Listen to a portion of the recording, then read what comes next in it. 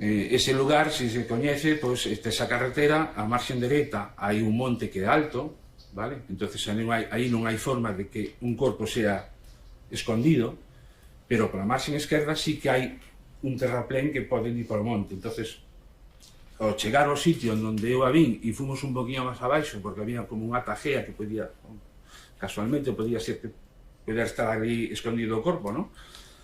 Pero non há lugar porque era unha tajea moi pequena, entonces volvimos os dous pola marxen esquerda, xa os dous alumbrando, é dicir, pola marxen esquerda baixando, é dicir, subindo pola marxen dereita, non? E xa os dous alumbrando cos focos con máis potencia, os dous alumbrando os focos. E cando chegamos ao sitio, de entrada hacia o monte, pois aí sí que me chama a atención porque ao baixar non enfocas ca luz esa entrada ao monte, pero ao subir sí que enfocas co foco, enfocas que hai unha entrada ao monte, unha maleza esmagada. A atención de ver aquilo esmagado é cando eu entro por intuición, por inercia, ou como dicilo, e nada, pois de noite, o haz de luz dun foco, pois tes o haz principal e un halo grande.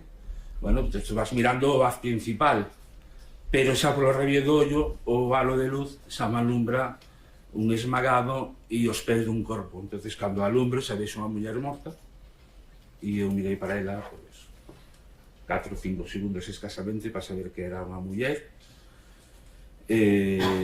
Estaba desnuda, de torso para arriba, da roupa tal, o